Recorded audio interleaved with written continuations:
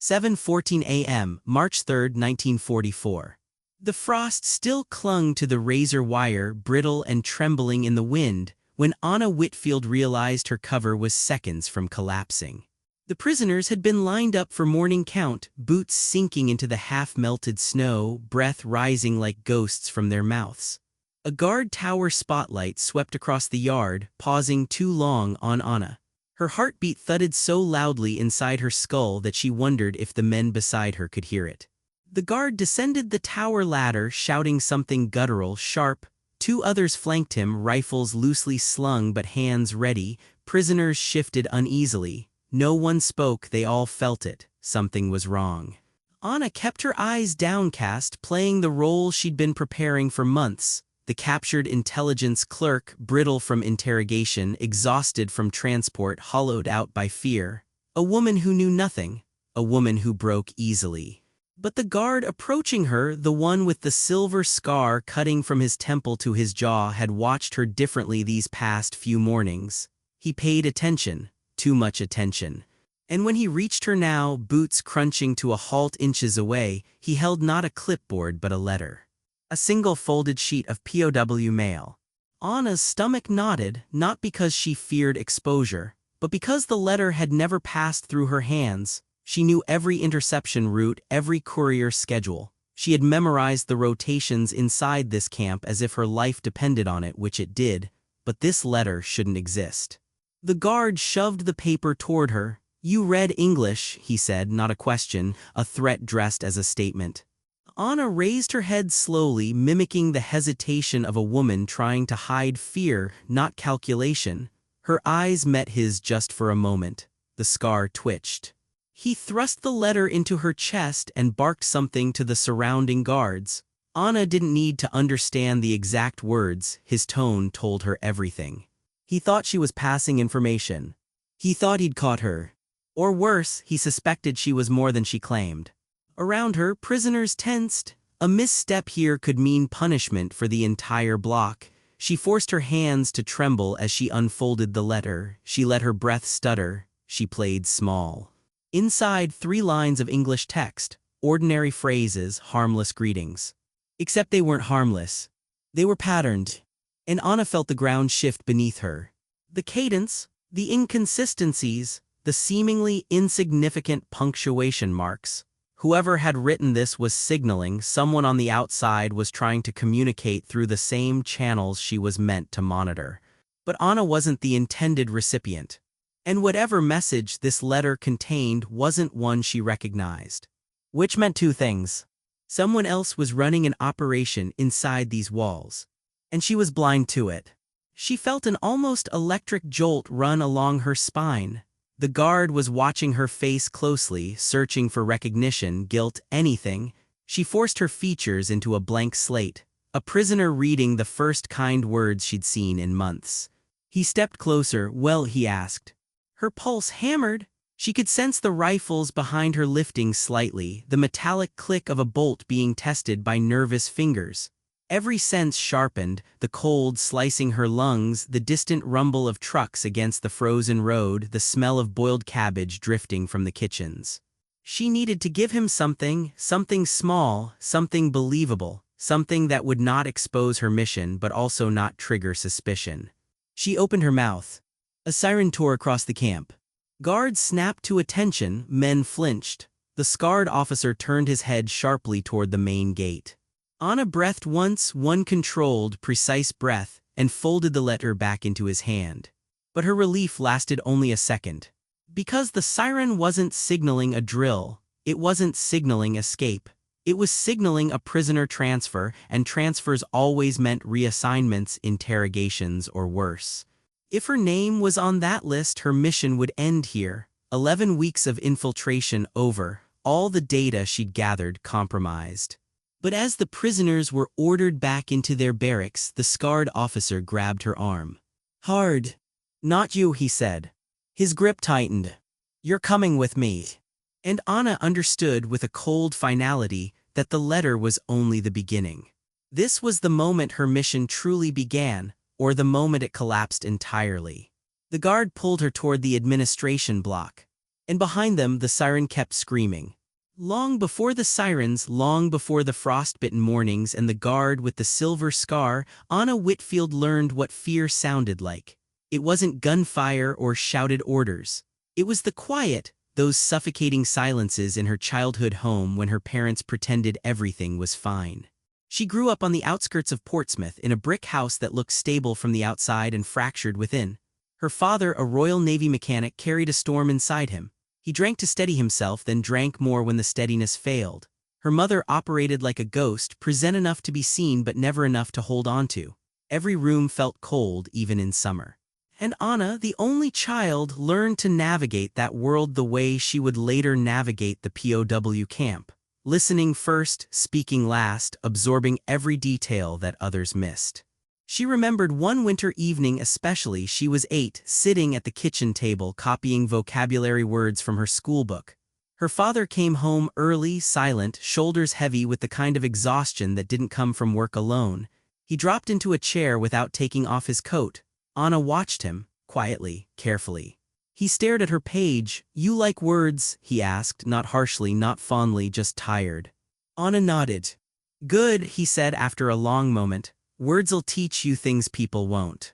She didn't understand what he meant then, but the truth of it settled in her bones. Even as a child, she paid attention to the way people said things and the way they avoided saying them. Later, when German bombers began targeting Portsmouth, the house would shake at night. Her mother hid under the dining table, hands over her ears. Her father stood in the doorway, jaw clenched, refusing to show fear but radiating it like heat. Anna, small and wide-eyed, sat at the foot of the stairs and listened. To everything: the sky, the cracks in the walls, the breathless pauses between explosions. Listening became her survival mechanism. But listening also gave her a talent no one else recognized, not yet. By adolescence, she could read a person's emotional state from their breathing patterns, their eyelid tension, the cadence of their steps. She noticed the twitch before a lie, the pause before a confession. She saw fractures in people the way a codebreaker sees fractures in ciphers. Her teachers called her observant. Her mother called her strange. Her father called her nothing at all, just nodded once when she overheard something he didn't want her to hear and kept it to herself. The talent stayed, grew, sharpened. Then came the night her father didn't return from the docks. A telegram at the door, a trembling hand holding it. A quiet kitchen turned colder. Her mother cried softly, then loudly, then not at all. Anna stood beside her, staring at the folded notice. A single sheet of paper that changed a life. She would later think of that when holding similar sheets inside the POW camp. Her father had been right. Words taught her things people didn't. Sometimes they taught her things she didn't want to know. After his death, Anna found his notebook buried in an old trunk, lists of technical notes, numbers, scrap calculations, doodles. But what caught her attention were the margins, tiny phrases he'd written during long nights at sea, observations, patterns, questions. He'd been trying to understand the world the same way she did. She kept the notebook for years. By the time she turned 19, her mother had faded even more, thin, quiet, hollow. Anna realized she couldn't stay. She didn't belong in the shrinking world of her childhood. She wanted something harder, something with purpose, something that matched the way her mind worked. So she left home and entered clerical training for the war effort. But her instructors noticed something strange. She memorized intercepted messages faster than anyone else. She spotted deviations no one else saw. She sensed patterns no one had detected. This was how MI6 found her. Not through a recruitment pitch, not through glamour or patriotism, but through a man in a gray coat watching her from the back of a training hall, evaluating the way she reconstructed a fragmented transmission with almost unnerving accuracy. She didn't volunteer at first, they asked. She declined. They asked again. She said she wasn't ready. They said she already was. They weren't recruiting a soldier. They were recruiting a mind. And though she didn't know it then, every silence she had survived, every moment she had spent decoding the people around her, every bruise from a home that taught her to listen with precision, these were the foundations that would carry her into the most dangerous mission of her life. A mission that began not with a briefing, but with a lie. Anna's path into MI6 didn't begin with a fanfare or a handshake. It began with an observation test disguised as a clerical assignment. She was told to review 112 intercepted letters and identify any irregularities. Most candidates spotted none. A few circled one or two oddities. Anna flagged 34, each with precise notes, logical threads, questions the instructors didn't expect from someone her age or background. 2 days later, she was summoned to a nondescript room beneath Whitehall. A single lamp, a stack of blank paper, a man with a voice that never rose above a monotone. He slid a coded message across the table. "Break this," he said, "and tell me who wrote it." Anna stared at the page. She felt her father's old notebook in her memory. Patterns, margins, rhythm. 30 minutes later, she handed it back. "A fisherman," she said, "northern coast, educated enough to write neatly but not formally, nervous, loyal to someone he shouldn't be loyal to." The man didn't blink. "Correct." She waited for further questioning. Instead, he stood and opened the door. "Follow me." That was her beginning. Training did not look like what she expected. It wasn't all cipher rooms or dimly lit code-breaking halls. Instead, it was the kind of psychological excavation designed to tear a person open and rebuild them from the inside out. Her first instructor, a woman with silver hair pulled tightly into a knot, was relentless. "You're quick," she told Anna, "but quick isn't enough. Quick gets you killed, precision keeps you alive." So they trained her to remember without appearing to remember, to observe without seeming to observe, to notice a guard's gait, the status of a latch on a door, the direction steam drifted from a kitchen chimney, all while pretending to be preoccupied. Weeks passed. Her days became a rotation of linguistic drills, survival scenarios, interrogation simulations, and hand-to-hand training that left her ribs bruised and her knuckles bloodied. She fought poorly at first, too hesitant, too cerebral. Her instincts were for analysis, not aggression. One evening, after a particularly brutal training session, her instructor watched her struggle to catch her breath on the mat. "You're not here because you can fight," she said quietly. "You're here because you can outthink people who fight." Anna wiped blood from her lip. "But you'll need both," the instructor added. Then came the scenario training, constructed environments where she was told a simple premise, then thrown into chaos. A staged prisoner transport, a mock interrogation, a coded message hidden in plain sight, a fake betrayal orchestrated by her supervisors just to see how she reacted. She learned the hard truth of espionage work. Trust was a currency more precious and more dangerous than intelligence reports. Her first major failure came during a field simulation. She had been tasked with retrieving a package from a small shack near the coast while 2 instructors, posing as enemy soldiers, patrolled the area. She studied their movements, memorized their timing, predicted their blind spots. Except she predicted wrong. The moment she stepped from cover, a spotlight hit her, not from her instructors, from a third soldier no one had warned her about. She froze. He didn't shout, didn't move, just held the beam steady. The cold realization flooded her. She had built her entire plan around incomplete information. Afterward, she was furious. At them, at herself, at the realization that failure wasn't a fluke, it was engineered into the job. That night, she sat alone in her bunk, replaying every detail. The mistake wasn't missing the third guard, it was assuming the system was predictable. The next morning, she returned to training sharper, colder, stripped of the complacency she didn't know she'd been carrying. That shift, hard, unmistakable, did not go unnoticed. Her instructors began assigning her increasingly complex tasks, memory tests disguised as conversations, misdirection drills requiring her to lie believably under pressure, cipher work performed while exhausted, situational games where danger came from unexpected angles. And all the while, the war outside grew darker. Then came the briefing that would alter her trajectory forever. A senior officer placed a file on the table. The cover read, "Operation Lantern Line." Inside, photographs of a German POW camp network. Letters intercepted. Patterns emerging in prisoner correspondence, patterns suggesting Germany was using the mail system to transmit highly compartmentalized intelligence. "We need someone inside," the officer said. "Someone who can read patterns from the ground, someone whose mind works like yours." Anna read the predictions at the bottom of the file: survival probability negligible, expected extraction none. She closed the folder. "Why me?" she asked. "Because," he said, "you listen better than anyone we've ever trained." Her pulse thudded once, heavy, resolute. "I'll do it." He nodded as if he'd known all along. From that moment on, her training changed. She was no longer being shaped into an operative. She was being shaped into a prisoner. They starved her slightly to adjust her body, sleep-deprived her to fray the edges, dirty uniforms, simulated interrogations, learning to walk with just enough defeat to be convincing but just enough awareness to stay alive. No glamour, no glory, just the quiet burn of purpose. And 11 weeks later, she crossed enemy lines under an assumed identity, surrendering on a cold morning under the pretense of fear, knowing full well the truth. The moment she entered the camp, she ceased to exist as Anna Whitfield. And the woman who replaced her would live or die on a knife's edge. The camp smelled of rust, wet wool, and the kind of despair that clings to the skin long after you've left a room. By the time Anna had been inside for 2 weeks, she knew every sound the place made, every clank of the gate, every murmur inside the barracks, every scrape of a guard's boot against frozen gravel.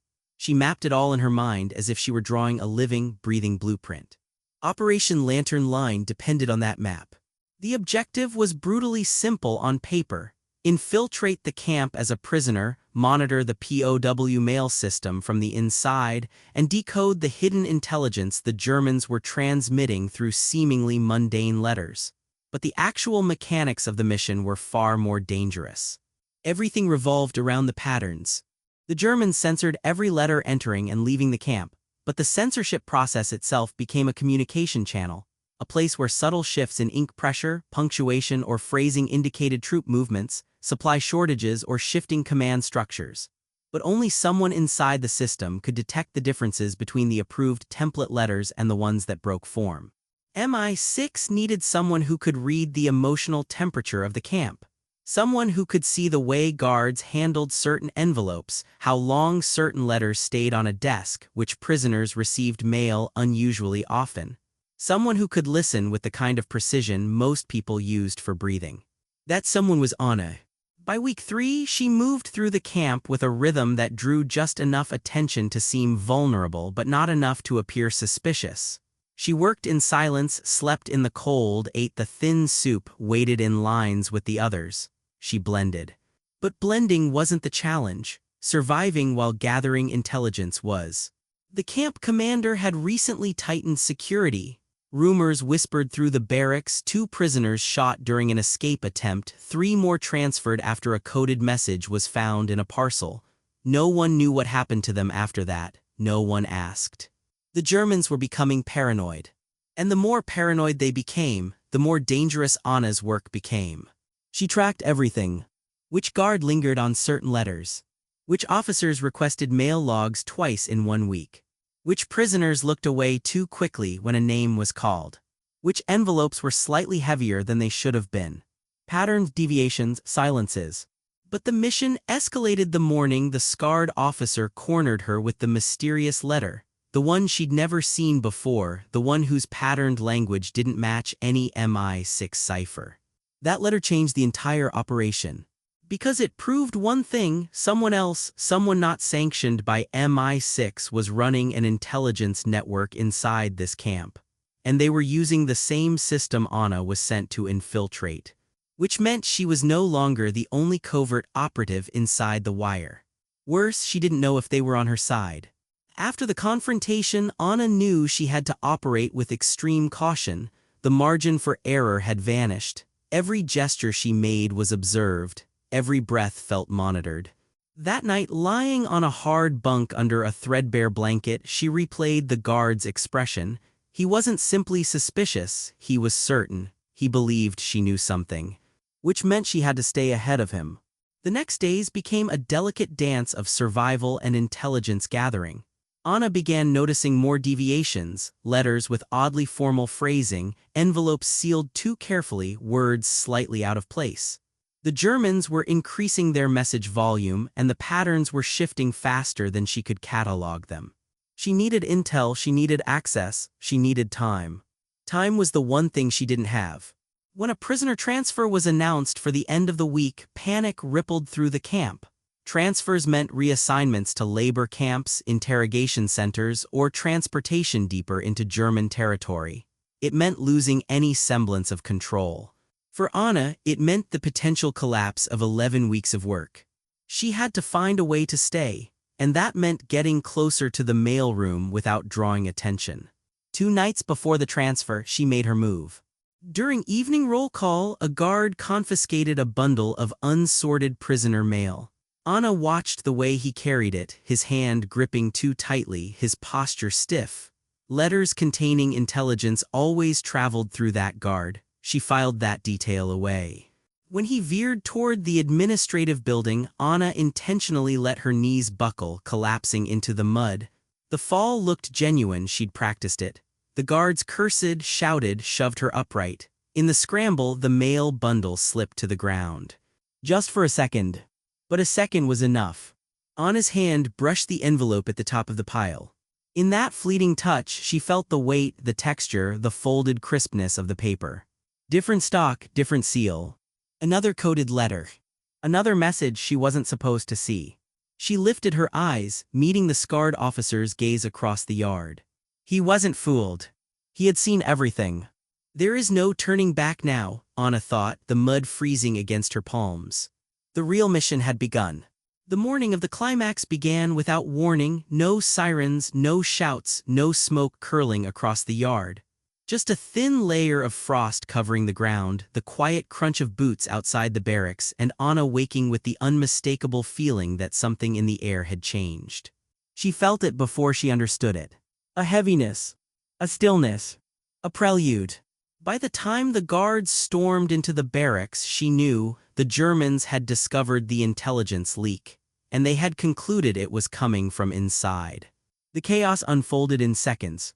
Guards dragged prisoners from bunks, shouting accusations, waving envelopes, demanding to know who had been tampering with the mail. The scarred officer was at the center of it all, pacing like a wolf scenting blood. And then he pointed at Anna. 2 guards seized her instantly, wrenching her arms behind her back. She didn't resist. Resistance wasn't survival, not here, not now. The officer barked a command, and Anna was dragged out into the freezing air. The camp had assembled in the yard. Hundreds of eyes followed her as she was shoved forward toward a table set up near the administrative building. On it lay stacks of letters, dozens, each part of the German intelligence chain she had spent weeks decoding. Her heartbeat slowed. Not out of calm, but out of focus. The operation she had worked to unravel was about to expose itself. She knew what she needed: access to the mail logs, even for a few seconds. Enough to confirm the origin pattern behind the rogue letters, the ones written by the unknown operative working parallel to her. But she wasn't going to get those seconds willingly. The scarred officer stepped forward. He slammed one of the letters onto the table. This, he said, was found out of sequence. The crowd shifted, whispers began. Anna kept her face blank, her breathing shallow. He leaned close. "You touched it, I saw you." His words were quiet, almost gentle, but his eyes burned with certainty. Anna forced a tremble into her voice. "It fell, I only picked it up." He snorted. He wasn't here for explanations. He was here for confession or blood. He ordered the guards to bring the prisoner who had received the letter. A thin, hollow-eyed man was shoved into the yard. He looked terrified, confused, unable to process what was happening. The officer waved the letter inches from his face. "Who are you working with?" he shouted. The man shook his head violently. "No one, please." Anna's jaw clenched. She recognized the letter's structure, the punctuation pattern, the strange cadence. This wasn't the man's work. He had no idea what was happening. He was a pawn in someone else's game. And that someone else was still out there, hidden among the prisoners. Anna had seconds to act. If the officer tortured this man, the Germans would discover the truth, that the hidden operative was using random recipients to move messages through the camp. That discovery would trigger mass interrogations. And Anna's own intelligence work, the entire reason for Operation Lantern Line, would die in flames. She needed to redirect suspicion. Fast. As the officer raised his pistol to the prisoner's head, Anna stepped forward. "I can explain," she said. The yard fell silent. The officer turned. "What did you say?" Anna felt the cold air slice into her lungs. "I can explain," she repeated, steady this time, measured, controlled. The guards locked onto her, prisoners stared, even the wind seemed to stop. She had to walk a knife's edge, revealing enough to shift suspicion without exposing her mission. "The letter," she said, "isn't coded, it's personal. The prisoner asked me to translate it. He didn't want the guards to know." A lie with a spine of truth, the most dangerous kind. The officer's eyes narrowed. "Translate it now." She hesitated intentionally. I can, but the English is poor, it will sound strange." "Do it." Anna unfolded the letter with trembling hands. She began reading aloud, but not the real text. Instead, she crafted a clumsy, awkward translation that made the coded patterns look like simple grammatical mistakes. "A bold move, a razor-thin gamble." The officer snatched the letter from her hands when she finished. He glared at it, at her, at the prisoner. Then he spat on the ground. "Useless," he muttered and lowered his pistol. For a heartbeat, Anna felt relief. Then the unexpected happened. Another guard rushed into the yard, waving a stack of freshly intercepted letters. "These," he shouted, "came through the North Courier. They match the same pattern." The crowd erupted. The officer spun toward Anna, fury rising like a tide. "You," he growled, "you said there was no code." Anna's mind raced. She needed an escape vector, a disruption, something to break the officer's focus before he connected the dots. And then fate intervened. An explosion tore through the eastern fence. A landmine, one the Germans themselves had planted, detonated under shifting frost. The yard descended into chaos. Guards shouted orders, prisoners dropped to the ground. Smoke billowed. The officer staggered, looking toward the plume of dirt rising over the barracks. Anna didn't waste the moment. She sprinted. Not for escape, escape would doom the mission. Not for cover. For the administrative building. For the mail logs. Inside that office, through smoke, through shouting, lay the final piece of intelligence she had spent 11 weeks chasing. And she was going to reach it. Or die within inches. Smoke poured across the yard as Anna darted through the chaos, boots skidding on frozen mud, lungs burning with every breath. The explosion had ripped a jagged hole in the perimeter fence, and guards scrambled to assess whether it was an escape attempt or a simple accident. Shouts clashed against one another, orders drowned by panic. The perfect storm, the only storm she would ever get. She kept her head low as she ran, never fast enough to appear suspicious, never slow enough to lose the moment. Her body moved on instinct, trained responses firing in sequence. She rounded a corner, slipped through the side door of the administrative building and shut it gently behind her. Inside, the air was still. Stillness, she knew, was rarely safety. It was opportunity wearing a thin disguise.